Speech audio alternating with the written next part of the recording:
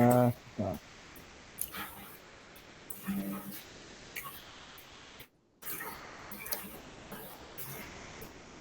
Oke, target daripada perkuliahan ini adalah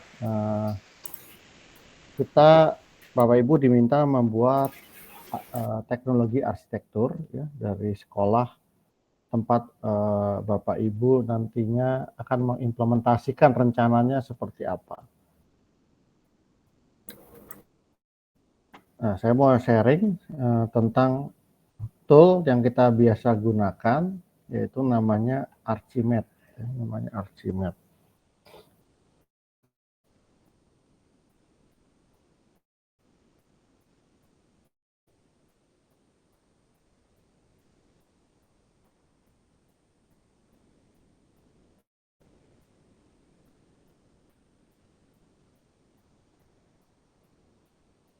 Jadi Bapak Ibu bisa menginstal ya Archimate ini. Ya. Jadi Archimate ini adalah open source untuk modeling membuat suatu model ya yang digunakan biasanya untuk enterprise arsitektur. Jadi gambarannya software ini adalah membuat suatu blok-blok diagram di mana di dalam blok-blok itu nanti terdiri dari beberapa area, ya, dari beberapa area. Biasanya waktu kita ingin melakukan suatu transformasi digital untuk suatu perusahaan, termasuk juga suatu institusi seperti sekolah, kita perlu membuat suatu namanya EA atau Enterprise Architecture. Ya. Mungkin ini sudah sempat dijelaskan oleh Pak Jarot ya. Bapak Ibu sudah dijelaskan tentang ini? Sudah ya, Pak Haryanto ya? Sedikit Pak. Oke, mungkin saya sekilas ya tentang apa itu enterprise arsitektur untuk gambaran Bapak Ibu kenapa di sini Bapak Ibu nanti diminta untuk membuat teknologinya ya, teknologi arsitektur. Jadi di dalam enterprise arsitektur ini ada application, mungkin ini ya. Jadi ada jadi di enterprise arsitektur biasanya itu ada visionnya, visi daripada sekolah tersebut untuk melakukan suatu transformasi itu apa ya. Di sini termasuk di dalam prinsipal daripada membuatnya seperti apa, umpamanya prinsip daripada arsitektur yang dibangun itu untuk kualitas pendidikan, kemudian sistemnya terintegrasi, kemudian kepatuhan dan juga kemudahan dalam penggunaan. Ya, itu prinsip yang akan kita buat di arsitekturnya.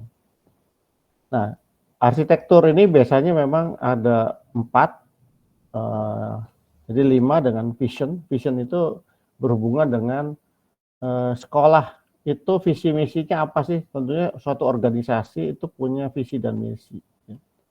Nah, tujuan daripada kita membuat visi arsitektur ini adalah tentunya bagaimana agar sekolah tersebut bisa mencapai visi misinya. Jadi visinya apa? Nah, misinya gimana? Nah, misi ini tentunya dicapai dengan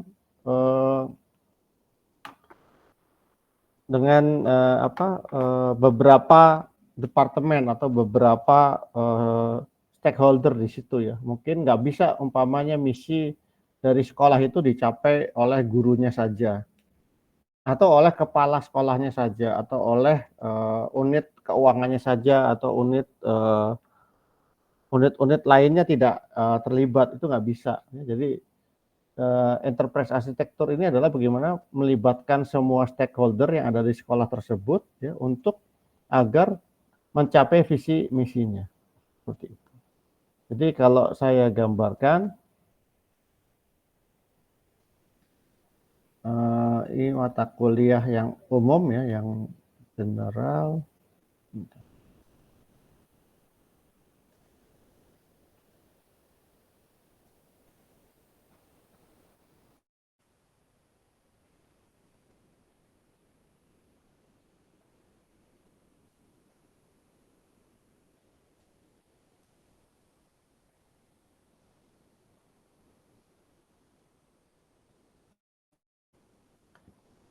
Jadi ini general ya, nggak khusus untuk sekolah ya Bapak Ibu. Jadi ini biasanya untuk general, tapi berlaku juga untuk semua institusi secara umum. Jadi kita bicara tentang digital transformation ya. Digital transformation itu apa? Jadi ini definisinya mungkin Bapak Ibu sudah pernah mendapatkan semacam bayangan ya tentang visi dan tentang apa itu enterprise architecture. Bapak Ibu bisa open cam dan isi absen. Silakan untuk mengisi absen yang belum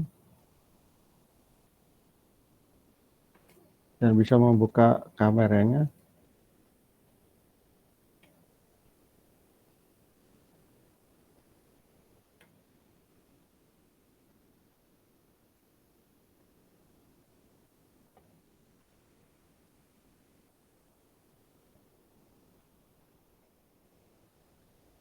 Ya, jadi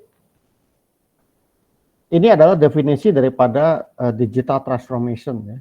Definisi daripada digital transformation itu adalah suatu penciptaan hal baru atau memodifikasi dari sesuatu yang sudah ada, yang diubah apanya, bisnis prosesnya, budayanya, dan juga pengalaman daripada pengguna. Dalam hal ini tentunya pengalaman penggunanya adalah siswa atau juga orang tua murid ya, untuk memenuhi kebutuhan bisnis dan permintaan market. Jadi digital transformation itu adalah proses penggunaan digital teknologi untuk menciptakan sesuatu hal yang baru ya, atau memodifikasi existing ya, dari bisnis prosesnya, budayanya, dan juga pengalaman penggunanya agar memenuhi perubahan bisnis dan permintaan dari market. Atau dari Westerman ini adalah radical rethinking, jadi berpikir kembali ya secara radikal bagaimana suatu organisasi itu menggunakan teknologi, people dan proses untuk merubah fundamentalnya ya, mengubah fundamental bisnisnya seperti itu.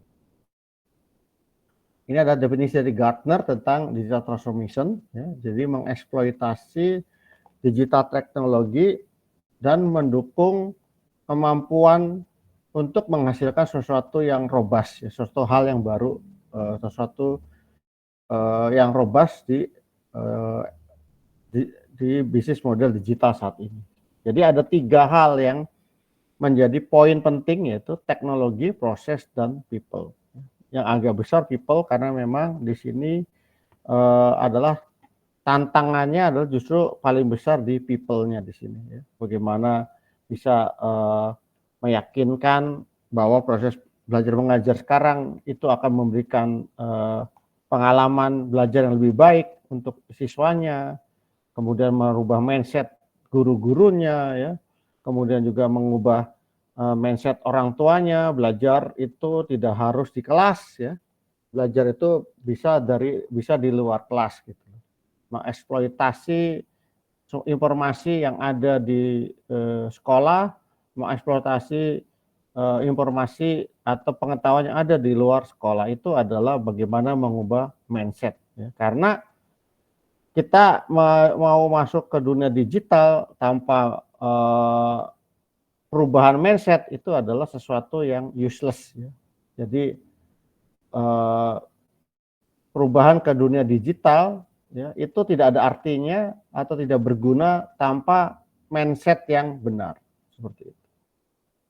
Ini contoh tentang beberapa hal bagaimana digital transformation yang dilakukan di suatu institusi termasuk di sekolah itu gagal karena cara berpikirnya masih cara berpikir konservatif. Contoh adalah Bapak Ibu kalau pergi ke supermarket atau ke minimarket itu payment gate pembayaran, mesin pembayarannya ada berapa banyak? Kenapa nggak satu aja? Ya, kan udah dunia digital, semuanya saling terhubung.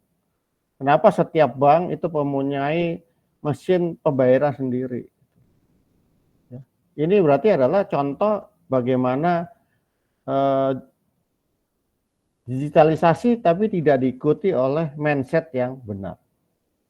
Termasuk juga kartu-kartu ini, bahkan satu toko bisa menerbitkan lebih dari satu kartu, di mana SOP itu tidak diubah, masih pakai SOP yang menggunakan bisnis proses yang lama, kemudian mau model bisnis yang sekarang mengikuti SOP yang lama, ya nggak akan ketemu gitu loh. Ya, contohnya masih perlu pakai tanda tangan basah, ya, padahal sudah digital. Kenapa nggak pakai tanda tangan digital umpamanya? Atau kalau memang dokumen itu bisa digitalisasi, kenapa masih pakai materai manual, ya, dan sebagainya. Ya. Jadi ini pentingnya perubahan mindset dari orang-orang stakeholder, terutama yang menjadi penggerak dari perubahan ke dunia digital, itu tentunya harus punya mindset yang benar, ya, punya digital mindset. Jadi digital mindset itu bukan hanya kemampuan untuk menggunakan teknologi, tetapi juga attitude dan behavior yang menjadikan orang dan organisasi itu melihat ke masa depan. Ya, jadi selain kemampuan penggunaan teknologi, dia juga harus punya attitude dan behavior yang melihat ke masa depan. Dan driver-driver atau penggerak-penggerak di dunia digital itu sudah banyak, ya, seperti AI, big data, cloud computing, robotik, dan sebagainya.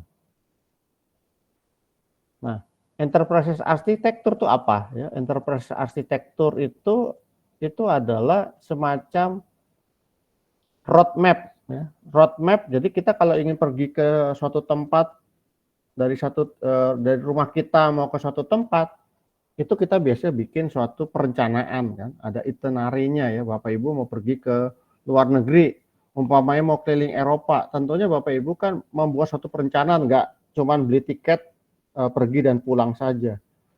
Bapak Ibu membuat suatu perencanaan, hari pertama kemana, hari kedua kemana, nanti naik apa, jam berapa pindah, dan sebagainya. Itu namanya adalah semacam roadmap. Jadi enterprise arsitektur itu adalah semacam roadmap. Jadi seperti juga rumah, ya, tentu dia ada gambar arsitekturnya, ya, Bapak Ibu.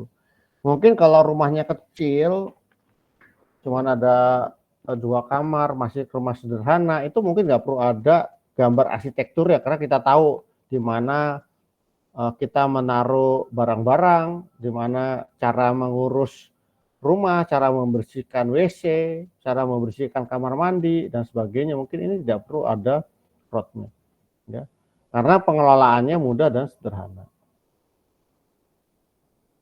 Tetapi Bapak Ibu jika punya rumah, punya suatu institusi, ya, atau rumah, kalau diilustrasikan di sini rumahnya umpamanya 1000 meter persegi rumahnya saja, ada perpustakaan, 12 kamar tidur, ada 3 ruang keluarga, 10 kamar mandi, 1 kolam renang, 1 kolam ikan. Bapak Ibu kan harus tahu cara mengelola ini, ya. Ngebersihin kolam renang itu gimana prosedurnya, kan nggak bisa cuma dikuras terus, ya.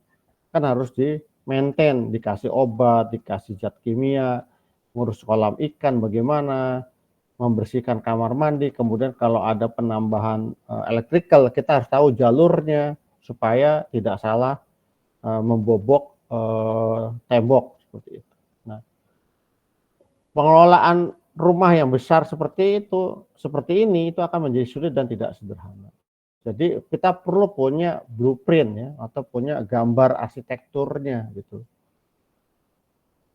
Nah, arsitektur rumah itu juga mungkin diilustrasikan seperti ini Bapak Ibu semua. Dan di sini ada microwave, ada colokan ini untuk apa, ini dayanya berapa, kapasitasnya berapa, jangan sampai kita salah nyolok, over current, ya, over voltage sehingga meledak, ya, terjadi kebakaran. Nah, tata cara proses di rumah, mengelola data di rumah, mengelola infrastruktur di rumah dan sebagainya, itu adalah bagaimana agar proses data dan infrastruktur itu harmonis. Bagaimana kita mengharmonisasi pengelolaan dokumen, ruangan, perabotan, aset dan dengan kegiatan jadwal harian supaya selaras dengan visi misi dan tujuan keluarga. Kalau diilustrasikan rumah yang kompleks seperti ini itu sama dengan institusi seperti perusahaan, yayasan, bahkan sekolah dan sebagainya, termasuk di kementerian itu perlu ada suatu roadmap. Jadi arsitektur rumah dan arsitektur organisasi itu dianalogikan sesuatu yang sama.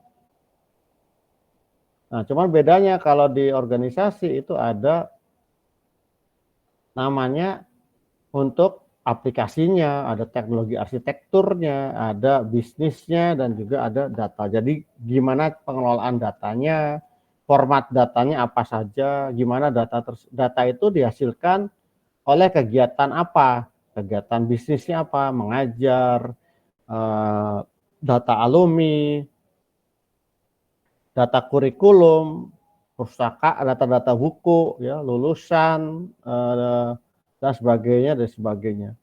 Jangan sampai kita menyimpan sesuatu yang tidak bermanfaat, ya, umpamanya data alumni udah 20 tahun, itu mungkin kita tugas akhirnya atau karyanya mungkin sudah tidak perlu disimpan dalam bentuk fisik, ya, mungkin kita perlu konversi menjadi digital umpamanya. Nah, itu gambaran tentang enterprise arsitektur, Bapak Ibu. Ya. Mungkin sampai sini ya, mungkin saya remind saja ya, mungkin Pak Jarod sudah menyampaikan ya tentang bagaimana transformasi dunia pendidikan ya. Salah satunya Bapak Ibu harus mempunyai suatu roadmap. Nah, tool yang digunakan untuk membuat roadmap itu salah satunya adalah Archimate ya Bapak Ibu. Archimate ini suatu tool, software ya. Ini adalah software yang Bapak Ibu bisa download. Bapak Ibu bisa download Archimate ini.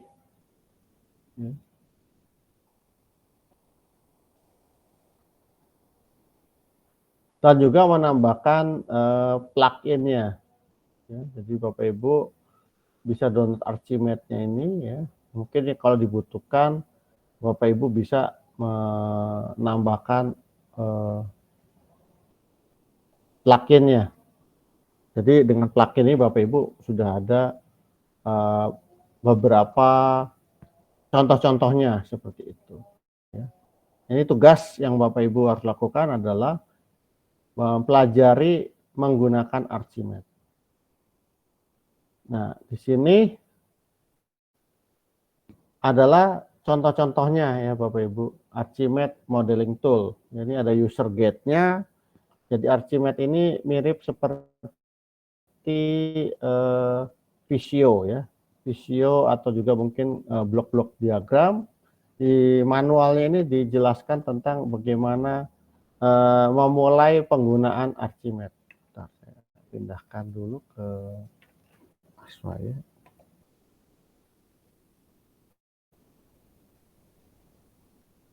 Oke, dari Pak Jarod sudah sempat di latihan menggunakan Archimate, Bapak Ibu? Belum, Pak. Belum, Pak. Belum pernah ya? Oke.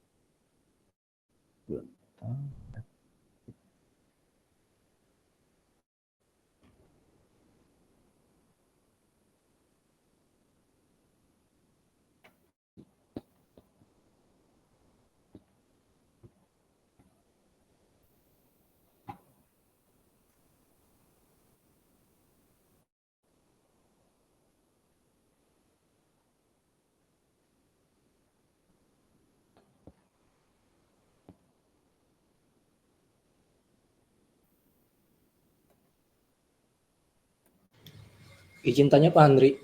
Ya, silakan Pak. Itu berarti kalau yang Archimedes ini downloadnya langsung yang bagian atas Pak ya? Yang iya Pak, yang ini Pak. Nanti kita tambahkan plugin ya Pak kalau dibutuhkan.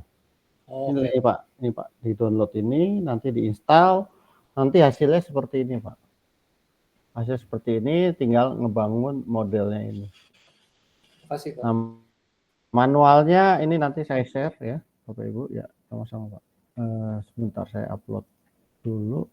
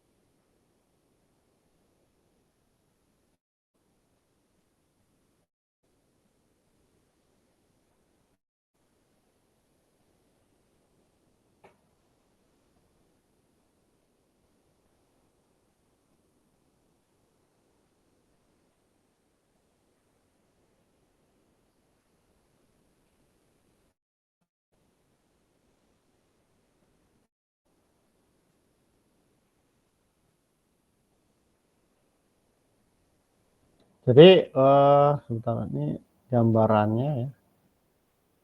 Jadi dia nih main modeling aja ya, untuk modeling suatu bagan ya, kita modeling. Jadi Archimedes ini adalah suatu model language untuk membuat enterprise arsitektur. Tadi saya sudah jelaskan apa itu enterprise arsitektur. Jadi dalam membuat suatu perubahan dalam suatu organisasi itu penting buat kita ya, untuk membuat perancangan ya, membuat suatu roadmap. Jadi kita ingin berubah karena kalau kita melakukan transformasi itu kita tidak bisa kembali lagi ke kondisi sebelumnya ya. Karena apa? Karena pain-nya cukup besar ya. Kalau kita berubah, umpamanya Bapak Ibu berubah sudah bertransformasi. Ya kalau berubah itu bisa kembali, tetapi kalau bertransformasi itu tidak bisa kembali seperti itu. Itulah kenapa sebelum melakukan suatu transformasi, Bapak Ibu harus membuat suatu roadmap ya. Nah, salah satu tool untuk membuat roadmap yaitu namanya adalah software Archimedes. Nah, ini Archimedes ini sebenarnya juga ada sertifikasinya ya. Ada Archimedes 1, Archimedes 2 ya, sehingga Bapak Ibu menjadi Archimedes Certified. Jadi tool platform yang kita gunakan untuk melakukan membuat suatu enterprise arsitektur itu kita pakai platform namanya TOGAF. Ini adalah contoh dari bagan-bagannya ya, bagan-bagannya seperti ini. Ini contohnya membuat suatu bagan dan juga fungsi-fungsi dari gambar tersebut. Kemudian tadi ada extensionnya, Bapak Ibu bisa menambahkan ya, karena di extension itu membantu Bapak Ibu untuk memudahkan mendapatkan template ya, template. Nah, ini arti garis-garisnya apa, titik-titik, garis lurus dan sebagainya itu adalah beberapa informasi. Ya. Ini contoh tentang relationship, jadi dari klien itu umpamanya menginginkan suatu produk insurance, kemudian prosesnya gimana untuk ngeklaim, umpamanya dia sudah registrasi, kemudian juga klaim itu diproses, diaccept, berdasarkan kebijakan dari perusahaan. Jadi ini adalah suatu modeling seperti ini. Ini beberapa contoh-contoh ini sebentar saya akan tampilkan di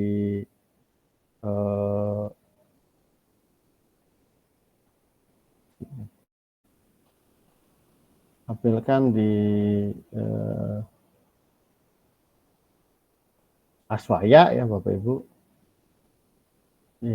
Sini lagi.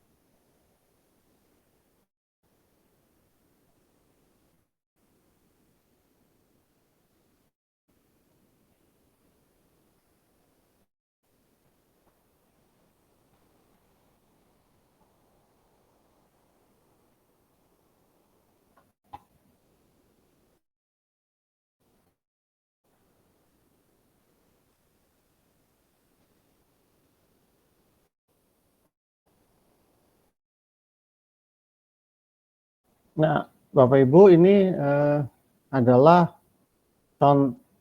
guidance ya. Jadi penggunaannya bagaimana Bapak Ibu bisa pelajari tentang user guide-nya ya. Setelah diinstal, cara penggunaannya Bapak Ibu bisa lihat di guidance ya di sini cara penggunaannya. Kemudian di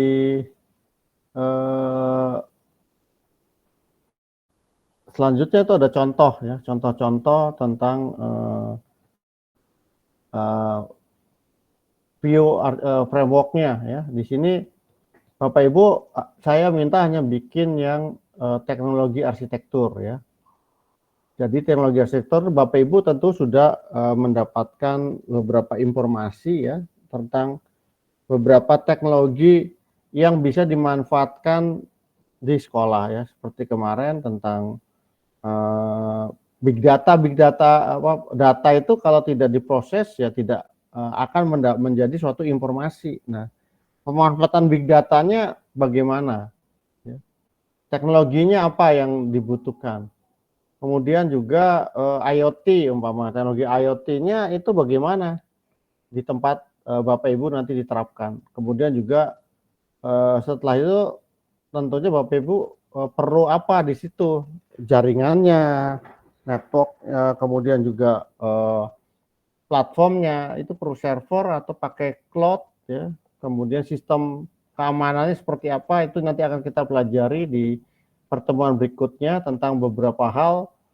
Begitu kita bertransformasi menjadi sekolah digital, tentunya ada hal-hal yang perlu ketahui ya, seperti masalah security-nya. Otomatis begitu Bapak Ibu menjadi sekolah digital, maka isu tentang keamanan itu tidak bisa dihindari. Ya. Makanya kita perlu membangun suatu sistem bagaimana mengamankan sistem kita supaya orang yang tidak punya kepentingan atau tidak punya authority itu tidak bisa masuk ke sistem kita. Nah, ini contohnya, ya. Ini bagaimana contoh motivation view, mission vision view seperti apa dan sebagainya ada di contoh berikut. Ya. Nah, yang Bapak Ibu buat itu adalah bagian teknologi arsitektur, tetapi tentunya Bapak Ibu harus mencantumkan tentang visi dari sekolah tersebut. Nah, visinya tersebut adalah meliputi visi misi dari perusahaan, visi misi dari sekolah. Ya. Kemudian tujuan dari Bapak Ibu membuat arsitektur ini apa? Ya, kalau diklik di sini, tentunya agar tujuannya kita berharap agar kita mempunyai suatu pendidikan sekolah yang memberikan pendidikan yang berkualitas, ya. Memberikan suatu lingkungan belajar yang baik, ya. Kurikulum sekolah yang adaptif umpamanya dan juga mempunyai keterampilan secara global. Ini tujuan kenapa kita ingin membuat suatu sekolah digital. Ya. Nah, untuk membuat sekolah digital, kita bikin arsitekturnya. Nanti sekolah digital itu umpamanya prinsipnya apa, tujuannya apa. Ya. Kita berharap dengan kita membangun roadmap ini, ya, suatu rencana ke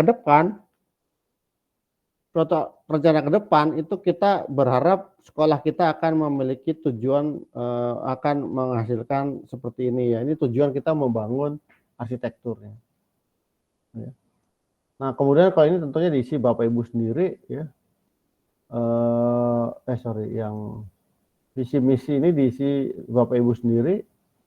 Kemudian di sini ada namanya value chain diagram, ya. Mungkin saya jelaskan sedikit tentang value chain diagram itu apa.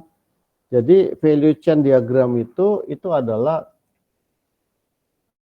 suatu nilai, ya, dari sekolah Bapak Ibu itu punya nilai apa, ya.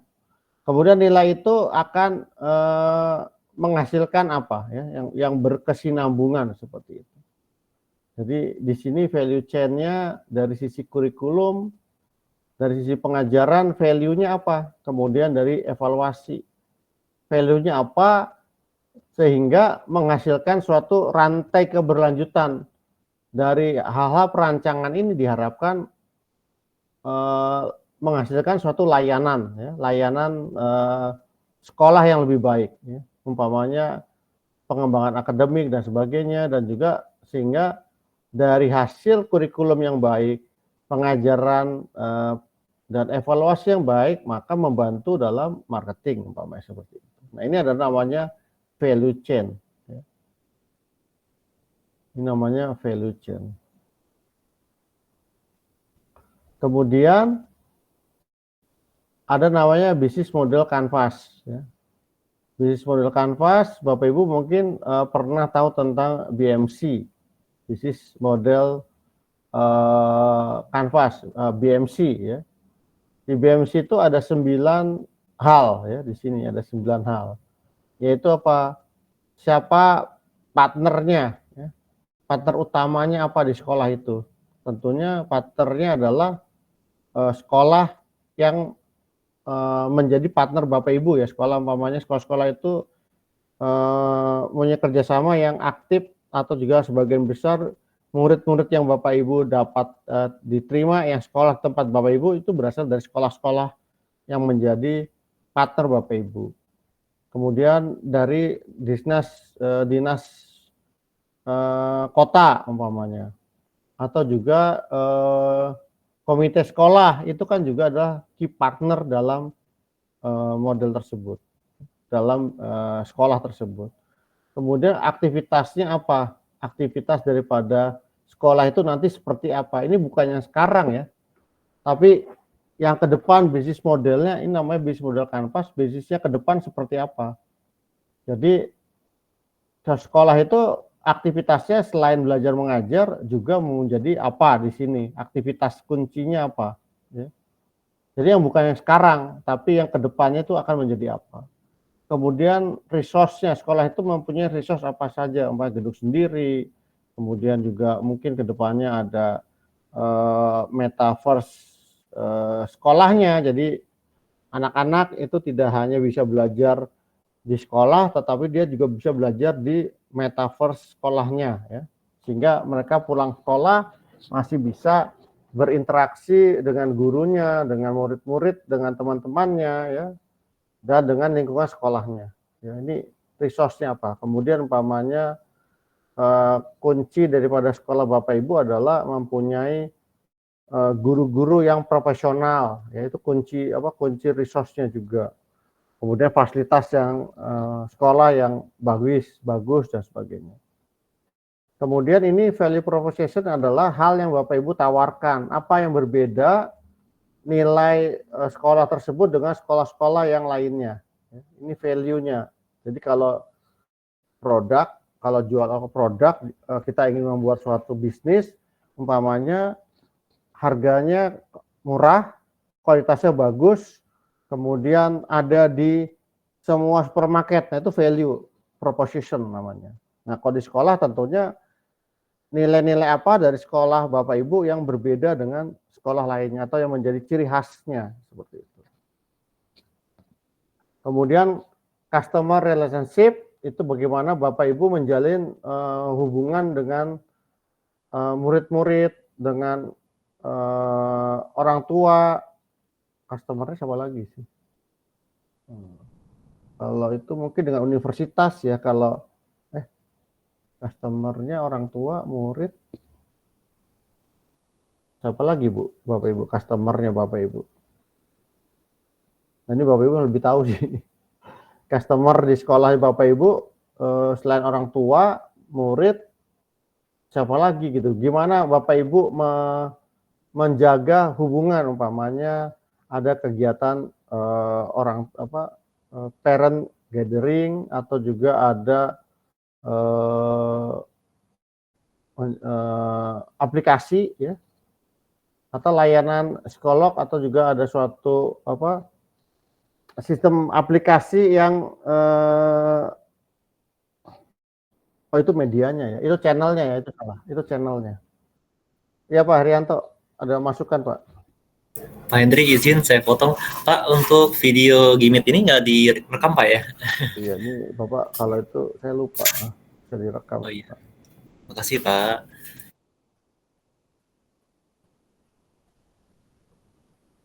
Pangolin ini Ya. kini direkam.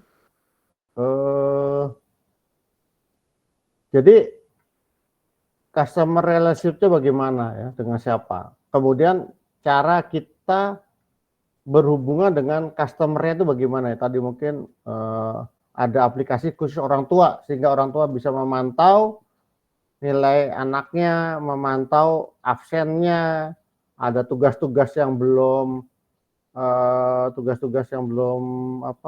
dikumpulkan, atau ada suatu aplikasi ya, itu melalui channel itu, atau juga bisa melalui YouTube, sosial media, atau juga ada website, itu adalah channelnya. Ya. Nah, kemudian Bapak Ibu, customer-nya siapa nih? Segmennya di mana? Customer-nya adalah murid-murid yang tinggal di daerah Tangerang umpamanya. Kemudian ekonominya bagaimana umpamanya, atau juga ya segmen customer-nya bagaimana lah, customer nanti murid-murid Bapak Ibu itu dari daerah mana, mungkin juga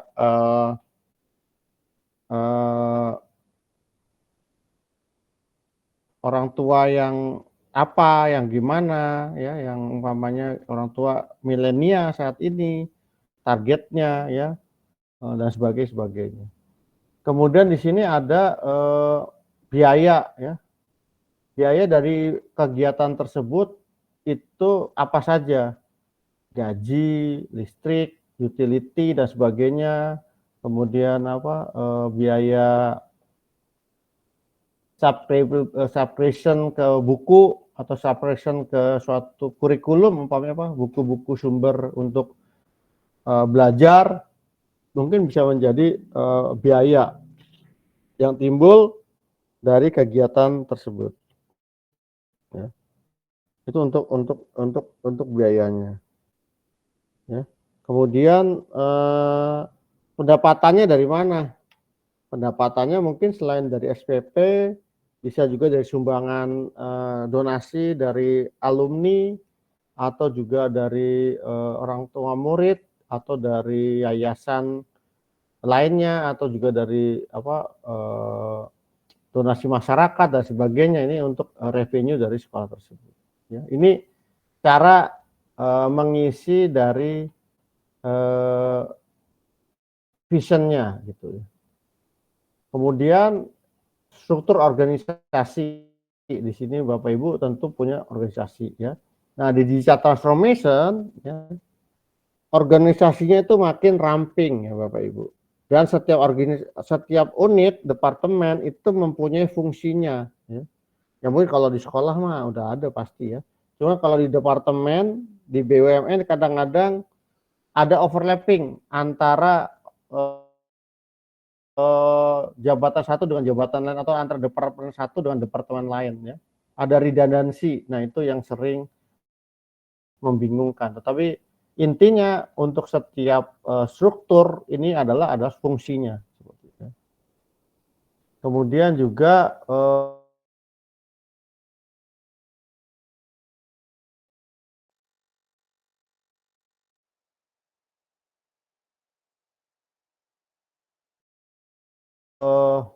solusinya, ya, infrastruktur, bagaimana proses pengajarannya itu ada sesuatu yang ingin diimprove nggak, ya, solusinya.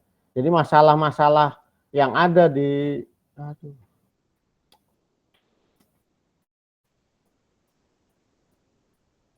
sebentar.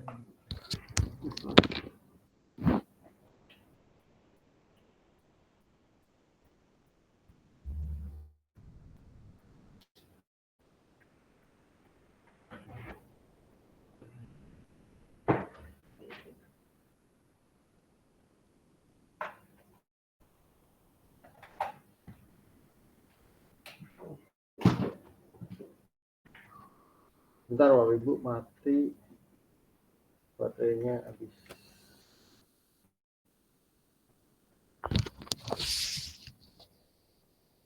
Nah, ini adalah hal-hal yang Bapak Ibu bisa buat di vision ini, ya.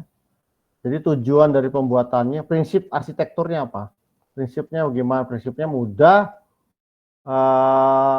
adaptif umpamanya, dan juga mudah dipahami. Umpama prinsip daripada pembuatan arsitektur ini bagaimana?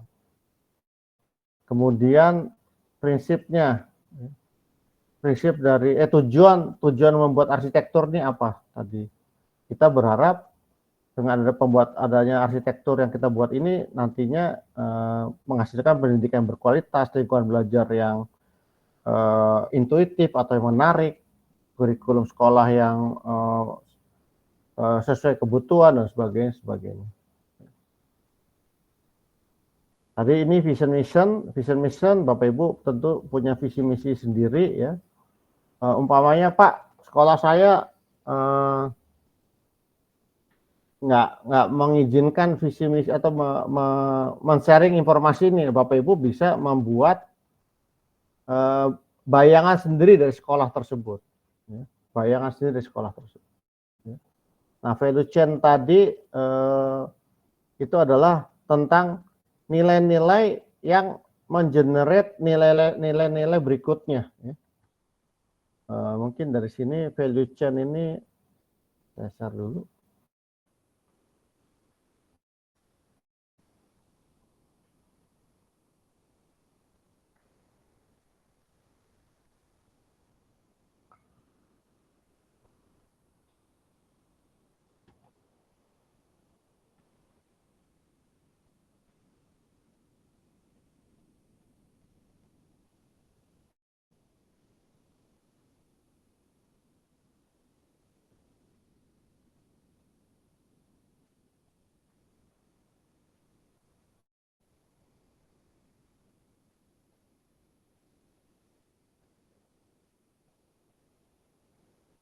Value chain.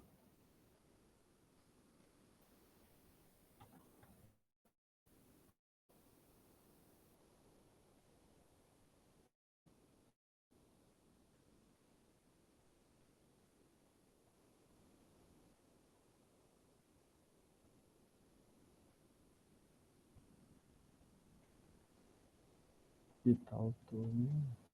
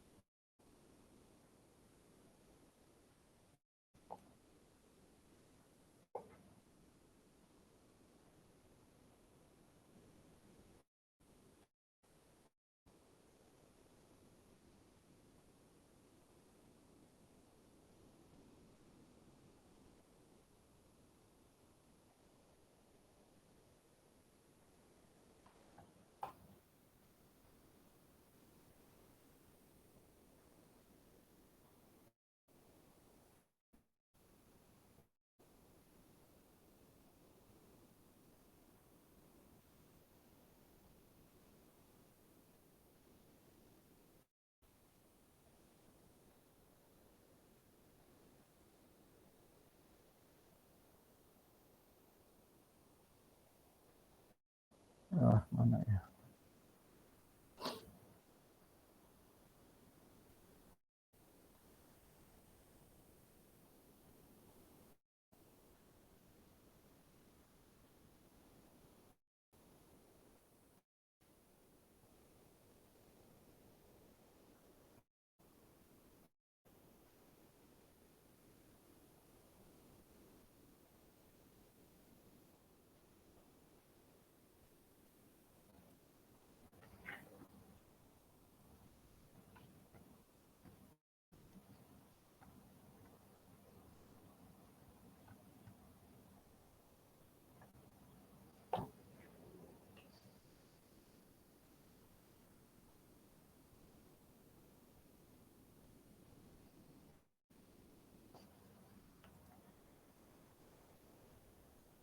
Jadi value proposition ini tadi yang saya jelaskan di sini ya.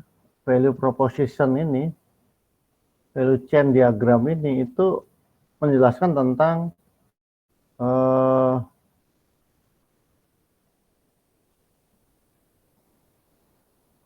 bukan, ini beda. Jadi di sini itu Bapak Ibu value chain ini adalah tadi ya nilai-nilai dari sekolah Bapak Ibu yang mengenerate nilai baru ya. Dalam hal ini kalau kurikulum nilainya kurikulum ini mempunyai nilai apa, value-nya apa dari kurikulum pengajaran itu mempunyai nilai apa, kemudian hal ini nanti akan mengenerate suatu value baru ya. Dalam hal umpamanya layanan otomatis dengan kurikulum yang baik, mempunyai nilai kurikulum yang baik dan sebagainya, kemudian juga pada pelajaran yang baik itu menghasilkan suatu value baru ya atau chain yang rantai value chain, suatu rantai baru umpamanya memberikan layanan yang lebih baik untuk customer kita untuk anak murid kita dan sebagainya. Nah, Di sini Bapak Ibu, kalau ini adalah tentang next-nya ya. Jadi kan Bapak Ibu tadi diminta juga untuk membuat BMC ya, Business Model Canvas. Business Model Canvas ini sudah ada template-nya, ada key partnership, tinggal Bapak Ibu isi key activities, kegiatan aktivitasnya apa dan sebagainya. Nah, hal pertama yang perlu diisi itu adalah di sisi value-nya Bapak Ibu ya. Value proposition itu value proposition dari sekolah Bapak Ibu ya. Value proposition-nya itu apa dari sekolah Bapak Ibu. Nah, di sini adalah contoh tentang value proposition ya, dari suatu bisnis ya.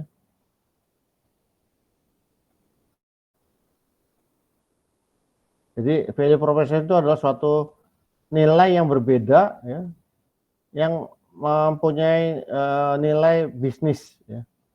Nilai yang berbeda dari suatu bisnis. Jadi Bapak Ibu dalam mengisi BMC tadi, Bapak Ibu isi yang diisi pertama adalah value proposition yang nanti didapatkan oleh customer Bapak Ibu.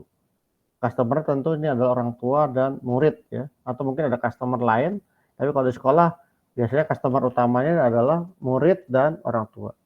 Nah, bisnis Bapak Ibu, sekolah tersebut itu memberikan value apa ke customer Bapak Ibu.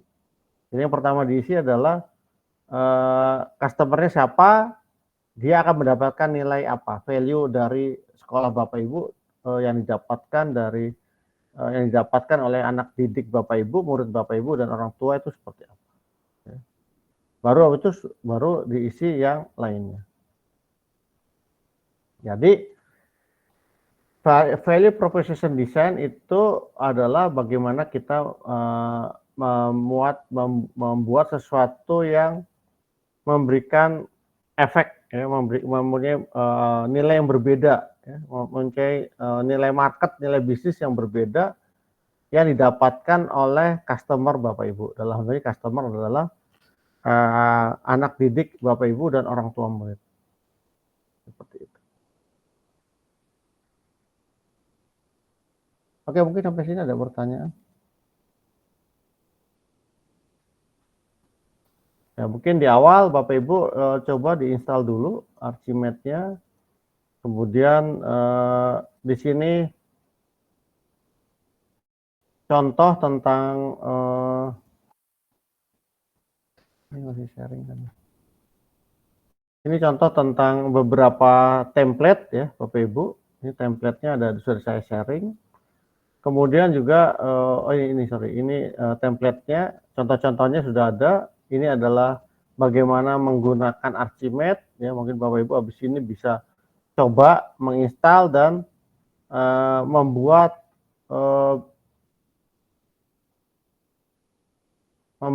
bagian visionnya dulu ya, bagian atasnya dulu ya. Minggu depan kita bahas tentang teknologinya. Jadi yang Bapak Ibu buat adalah bagian visionnya dulu di sini. Ya. Buat visionnya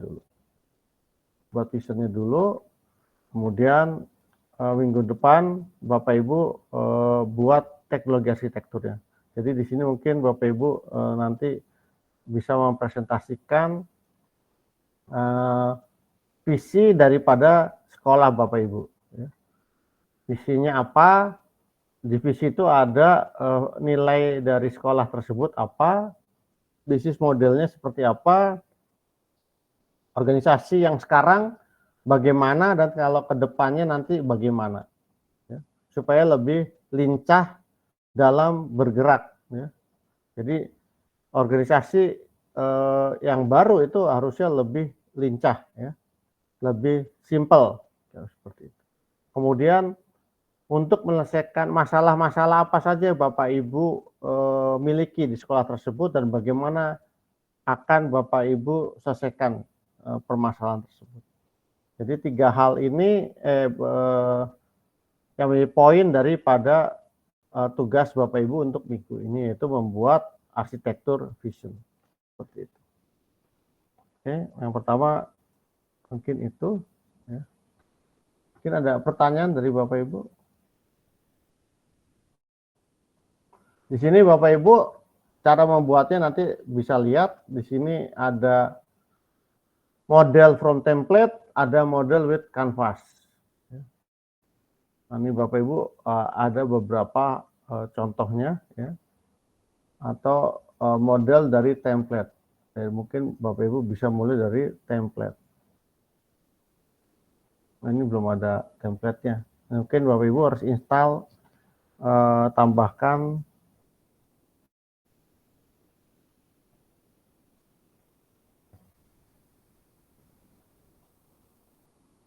plugin ya.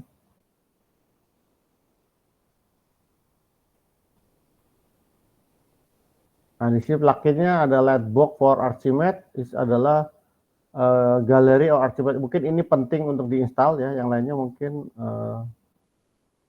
nggak usah ya. Collaborator, script, nggak usah ya. Yang perlu diinstal adalah yang ini Bapak Ibu, ditambahkan ya. Kalau sudah menginstal Archimate, Bapak Ibu tambahkan plugin ini ya, plugin Lightbox for Archimate. Di sini cara installnya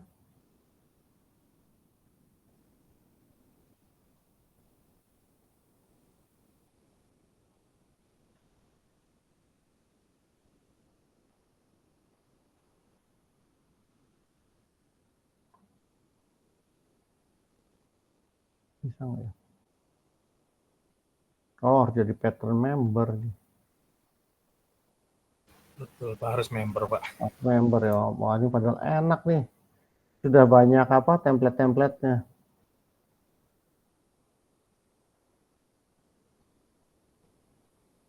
Member as thank you for your support. $5 atau more. Waduh. Padahal udah ada ininya nih. Udah ada apa? Oh, dia per bulan lagi. Nggak jadi deh. Bapak Ibu nggak usah pakai. Cukup install Archimate-nya aja. Kali sini bisa untuk Windows, Linux, maupun macOS. Kemudian ya untuk contohnya tadi ada di sini. Ini contohnya ya Bapak Ibu, mungkin Bapak Ibu bisa. Nah, kayaknya ada ini ya Pak, sebentar. Ada yang open source-nya.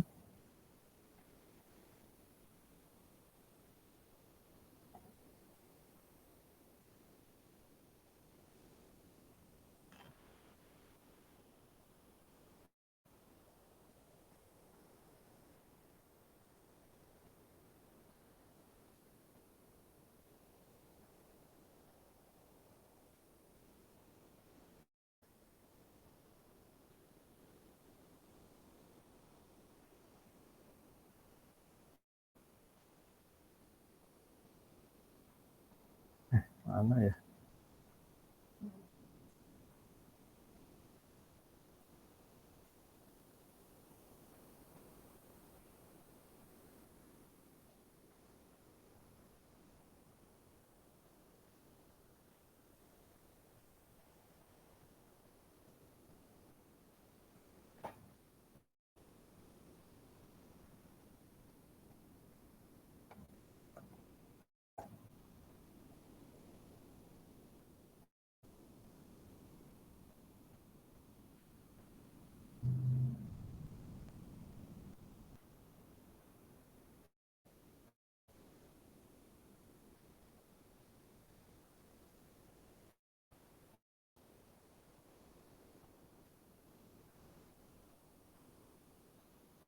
Nah, dari sini Bapak Ibu, dari link ini,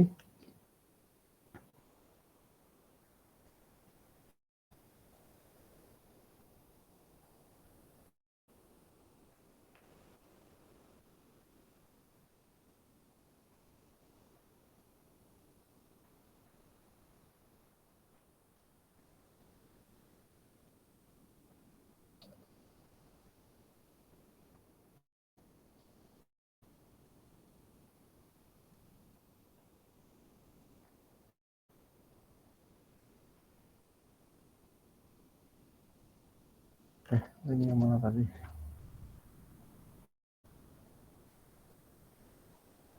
Ini linknya saya kirimkan di chatting.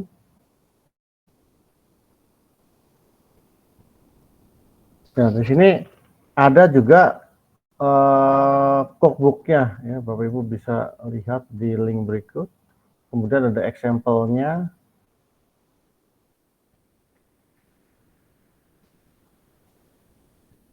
Kalau PDF-nya yang tadi yang sudah saya sharing, ya.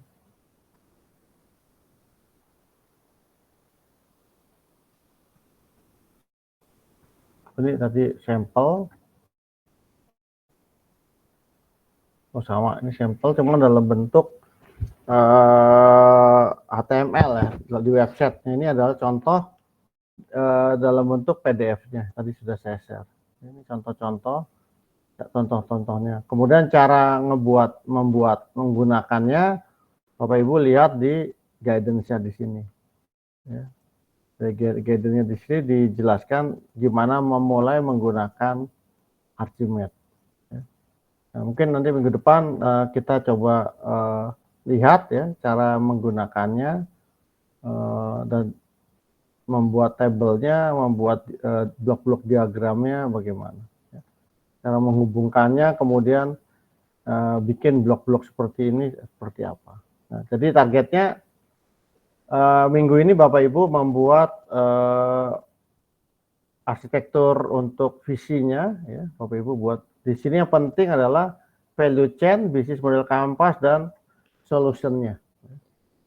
Solutionnya ini tentunya sudah berdasarkan observasi Bapak Ibu, kendala saat ini di sekolah itu seperti apa sih? Ya, kendalanya seperti apa? Kemudian Bapak Ibu merumuskan bagaimana menyelesaikan permasalahan tersebut, ya, solusinya seperti apa.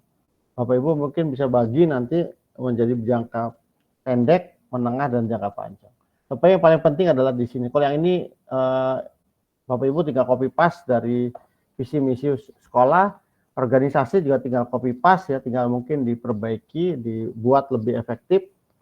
Nanti kita review. Yang penting adalah membuat value chain diagram, business model canvas, dan solusi konsep diagramnya. Itu 3 blok yang perlu Bapak Ibu buat ya untuk minggu ini. Ya, jadi value chain diagram, business model canvas, dan solution. Kalau yang ini kan sudah ada, ini sudah ada di tempat Bapak Ibu. Tinggal mungkin organisasi itu dibuat lebih baik lagi seperti itu. Ya, mungkin itu ada pertanyaan mungkin dari Bapak Ibu. Ya, silakan dicoba, diinstal, dipelajari cara menggunakannya di user guidance-nya, kemudian dicoba membuat arsitektur vision-nya. Membuat arsitektur vision-nya dulu, tiga bagan yang dibuat, value chain, business model canvas, dan solution konsepnya. Minggu depan kita diskusikan kembali yang sudah Bapak Ibu buat. Ya. Oke, itu saja dari saya untuk materi hari ini. Silakan di Bapak Ibu buat, minggu depan kita diskusikan. Silakan Pak Adi. Selamat malam Pak Andri. Malam, minta tolong ditampilkan lagi Pak contohnya tadi bagan dari misalnya yang tadi yang kayak value chain diagram. Yang 3 itu. Kalau yang value, kalau ini kan Bapak Ibu cuma bikin blog, kemudian di dalam blog itu visi misi perusahaannya, visi misi sekolahnya apa sih gitu. Nah, ini kalau mau detail sebenarnya misi dari setiap departemen itu mau untuk mencapai visi misi ini seperti apa itu bisa ditambahkan juga. Ini yang untuk visi misi, terus yang arsitek, yang organisasi ini bikin blog seperti ini organisasi. Di organisasi sekolah Bapak Ibu seperti apa sih? Mungkin ada yayasan, ada langsung kepala sekolah dan sebagainya.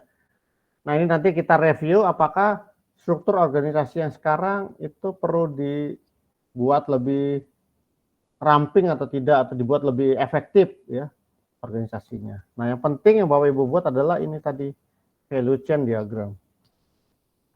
Ya, value chain diagram Ini saya ini aja ya.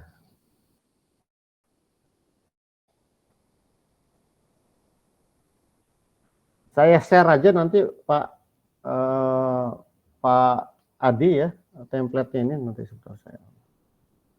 Ya, terima kasih Pak Andri. Ya, nanti Bapak Ibu jangan nyontek isinya ya, disesuaikan dengan kondisi Bapak Ibu gitu loh.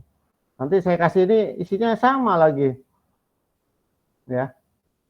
Oke, mungkin. Oke, ada lagi Pak Adi. Nanti saya share ini, saya taruh di sebentar. Saya taruh di supaya nggak lupa. Saya taruh di Aswaya.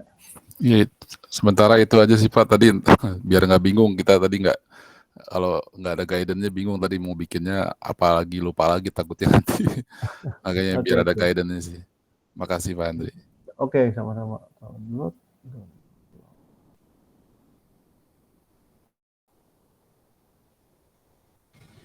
Izin tanya Pak Handri. Ya, silakan. Pak, itu value chain-nya itu berarti harapan ke depan berarti Pak ya? Value chain, ya, betul Pak. Jadi umpamanya Bapak apa sih yang menjadi value dari sekolah Bapak Ibu sekarang? Kedepannya mau seperti apa? Umpamanya kan kurikulum, pengajaran, apalagi. Nah itu kurikulumnya mau gimana, pengajaran mau gimana, diharapkan value yang ada di situ itu menghasilkan suatu value baru Pak. Umpamanya jadi pelayanannya jadi lebih baik atau bagaimana, kemudian pelayanan itu nanti akan mempengaruhi apanya gitu Pak, dan seterusnya. Oke, makasih Pak. Mungkin ada lagi Bapak Ibu, ntar saya sambil cari.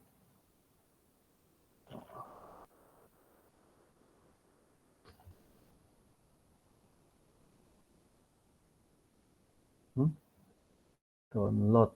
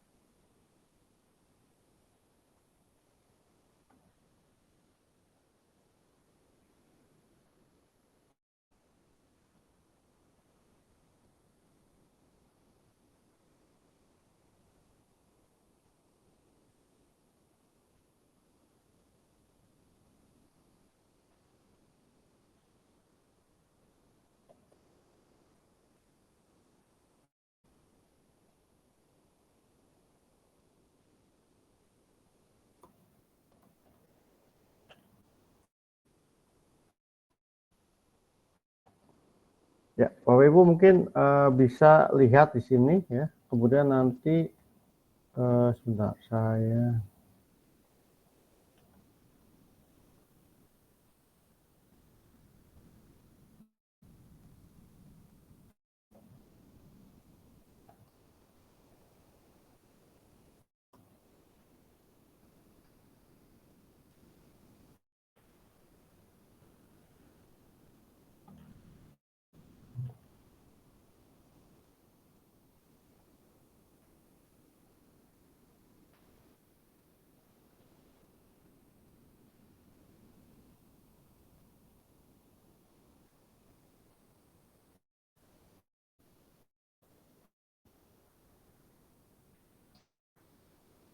Kemudian tugasnya Bapak Ibu upload ke link yang saya berikan di sini.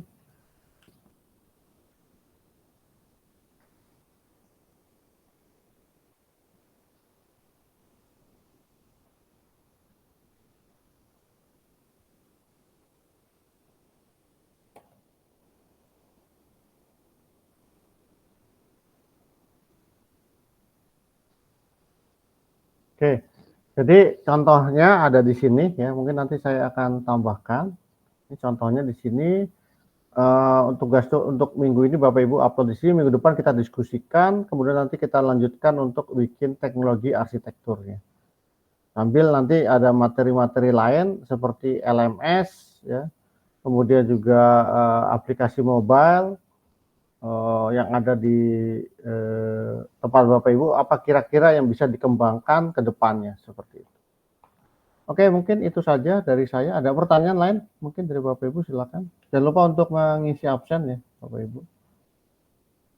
Absen. Bentar, saya cek. Ini Pak Aiman belum, sudah ya Pak Aiman. Oke, sudah semua.